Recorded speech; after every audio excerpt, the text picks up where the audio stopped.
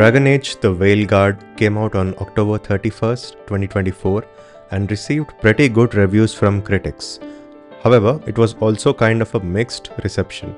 That explains why the scores didn't cross 85 on either of the two major review aggregator sites, which is usually considered to be the bare minimum for a game to be considered great. As for the players, well, it was the same response. The game currently has a mostly positive rating on Steam, with 70% of the more than 34,000 reviews being positive. But that is more or less the same as having a 7 out of 10 score, which is usually reserved for games which are good but not exceptional. Anyway, why am I talking about this game nearly 4 months after its launch? Andrew Wilson, the CEO of Electronic Arts, which is the company that published this game, recently gave some remarks during an earnings call that audiences these days increasingly seek shared world features and deeper engagement. Actually, here are two separate remarks that he gave during this call.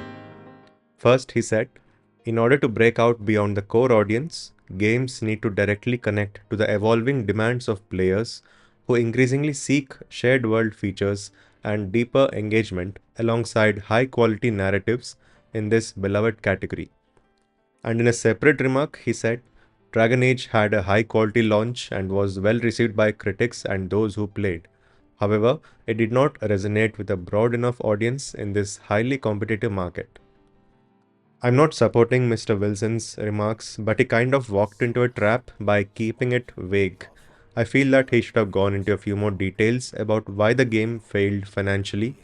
Instead, he made two separate remarks which left it open for interpretation, and that's exactly what the media did. They put these two separate remarks together and came up with headlines like EA says Dragon Age the Veilguard failed because of no shared world features, or EA thinks Dragon Age the Veilguard would have done better if it were live service. Well, the clickbaity headlines worked, and everyone in the industry is now talking about this, and I got an easy topic to make a video on. But let me not go into that whole discussion about the game having failed due to it not being a live service game. Instead, I came up with a few reasons as to why I, as a consumer, did not buy Dragon Age the Veilguard despite someone who is interested in playing fantasy RPGs. The first and perhaps most important reason I didn't buy this game on day one is EA Play. I haven't bought a single game from EA in nearly 10 years because I know that every game in their catalog will eventually be released on the EA Play subscription service. For those who may not know, this subscription service is actually older than the more popular Xbox Game Pass. EA Play launched more than 10 years ago in August 2014, and today it is perhaps the only major subscription service that is available on all major platforms, including Steam, Xbox, and PlayStation.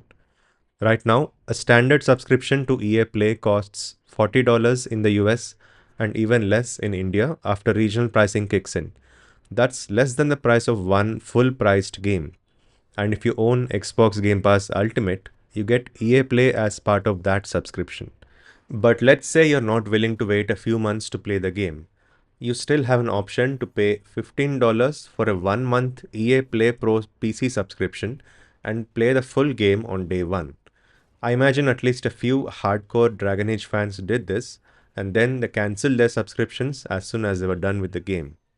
Finally, there's the 5-hour trial offered to all members of EA Play, even on consoles.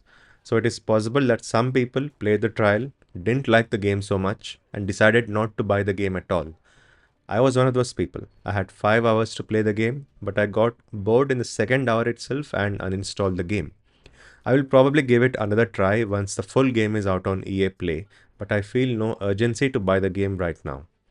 All this means that there are much cheaper ways of playing EA's games, and as long as EA Play is alive, EA the company will likely see smaller revenues from its single-player titles. The second reason I didn't buy this game on day one was due to what I felt was poor marketing.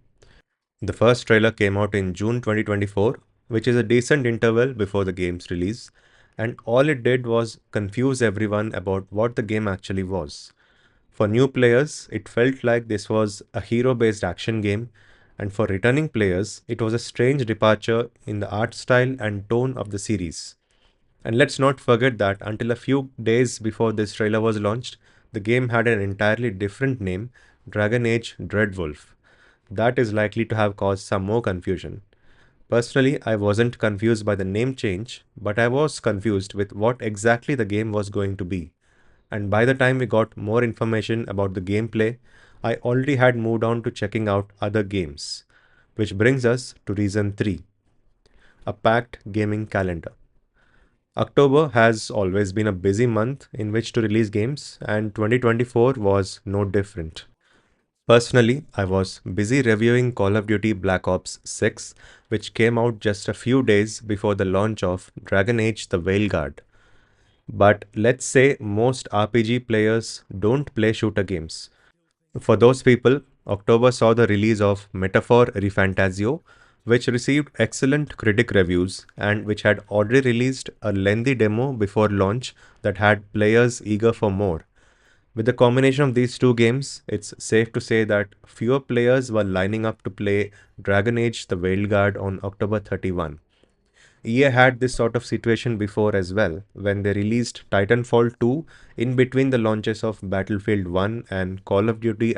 Of course, games that are well received will continue to have good sales, but it didn't help that reviews for The Veilguard almost always came with an asterisk, indicating that it wasn't all good. That leads us to the next point. The game received less than stellar reviews. Not everyone makes game purchase decisions based on reviews, but a lot of people do, including myself. I try not to look at individual reviews, but an aggregate of what a bunch of reviews say. That's why sites like Metacritic and OpenCritic exist, but it's also important to look closely at these reviews instead of just looking at scores. It's why I don't use scores for my own reviews. Assigning a number is kind of useful for reviews as you get a general idea of what to expect, but it's also important to take a bit of time and dig into the details to see what exactly the reviewer liked or disliked. And when I looked deeper into the critic and user reviews for the Veilguard, the common complaint was about the quality of the writing, which is kind of the most important thing for an RPG like this one. Most critics said that the writing felt very dull or boring, and it was apparently this way for the entirety of the game. That is hard to digest when you're expected to play an RPG for 30 to 50 hours. When I played the demo, I felt the same way about the writing. It wasn't bad by any means, but it felt very generic and monotonous. And I should know because my videos are often generic and monotonous. But it's one thing to watch a monotonous YouTube video for a few minutes, and another thing entirely to play a monotonous game for several hours. Like I said, by the second hour of the demo, I got bored and quit the game. Finally, I feel most of EA's games have to suffer the legacy cost of being EA games, or games published by EA. For more than a decade now, EA has taken decisions that have alienated the hardcore gaming audience and has instead chased profits constantly. Chasing profits isn't wrong by itself, but you do have to offer something of value to the people who give you those profits. Even the sports games published by EA, which are kind of its bread and butter, have fan bases that constantly complain about how the yearly installments offer very little innovation but still charge full price year on year. This has resulted in a small section of the gaming audience being suspicious of any game released by EA, at least at launch. If the game passes the initial sniff test, then gamers have no problem in supporting that game. The best example for this is the success of It Takes Two, which went on to win multiple Game of the Year awards. No one really cared that it was published by EA. All they cared was the game was good. But if things seem fishy, then it doesn't matter if the game belongs to an old franchise like the Dragon Age. This section of the gaming community will just not bite. And that includes me as well. Like I said at the start of this video, I haven't bought a game from EA in nearly 10 years. I probably would have bought a few titles had it not been for EA Play, but it would take something really special for me to pay full price for a game published by EA on day one. And I believe I'm not the only one who feels that way. So those were a few reasons as to why I didn't buy Dragon Age the Veilguard. Notice how none of them have anything to do with the game not being a live service title. I'm not saying Mr. Wilson's remarks were entirely untrue. Maybe there are a few people who want to play a Dragon Age game with friends online, but it's fair to say that the majority of this franchise's fan base just wants a well written, well executed single player game, which they did not get this time, which is why the game did not do too well commercially. And as to why the game didn't reach new audiences, well, that's what happens when you release a confusing trailer and choose to release your game just a few days after the launch of the latest Call of Duty. Anyway, that's just one guy's opinion. What do you think about this whole issue? Do let me know in the comments. And thank you for watching.